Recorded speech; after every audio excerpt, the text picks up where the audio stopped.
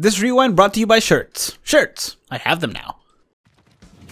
Hello and welcome to Brave Souls Rewind, the show where I 200 older characters so you don't have to. Today we'll be covering Nozomi, who was one of the last filler characters you see in the show, but was one of the first characters you saw in the game. But even though she's that old, it doesn't mean she's not usable, does it? Now as always, I started with the normal attack damage build. And for an older character, she doesn't have the worst stats. I mean, they are still pretty bad, with her attack being at 544, but she at least has a 25% bruiser. It's not the best, but it's not the 10% or 15% that some of the other OG characters had. Still, it was actually a decent build. I mean, it wasn't crazy damage by any means, but her range was actually really good. Her speed was decent, and in the end it did get the job done. Keep in mind, I did also have a Soul Reaper killer, so that did help with the damage. But in the end, I am gonna say it is a viable build. Though if you're gonna use it, I would recommend getting accessories that increase your attack by over 100%, because while at 100 it is okay, it takes a little longer to take out some of the bigger guys.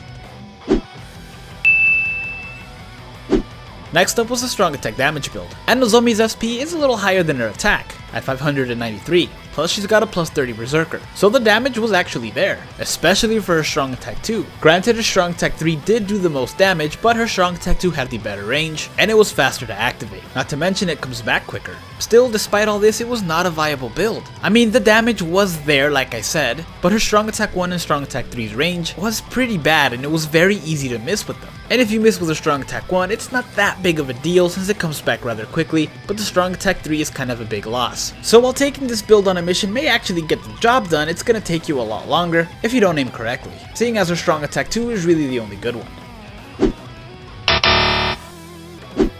Finally, there's a strong attack recharge build, and this build had its own interesting problem. You see, the damage for this build was also there, much like the last one. Most of the small enemies went down with a simple strong attack, or maybe a strong attack and a couple of hits. But the bigger enemies took a lot longer to take out. Seriously, a lot longer. These guys either have a lot of health or a lot of defense. Still, it was just a minor inconvenience and it took a little longer than expected. The actual build is fine. Sure, you still miss a few times with the strong attacks, but since they come back so quickly, it's not that big of a loss. Plus, the damage was still enough to take out some of the smaller enemies, so it's not like you're losing much there. So yeah, in the end, this was also a viable build.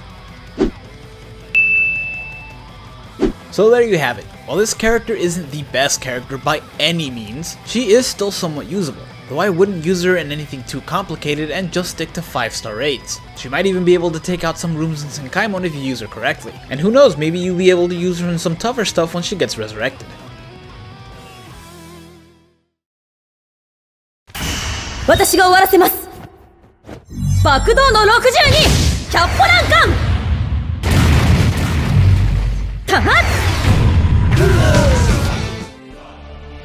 Thank you guys so much for watching. If you enjoyed this video, hit like and subscribe to the channel, and let me know what other character you want to see in a rewind.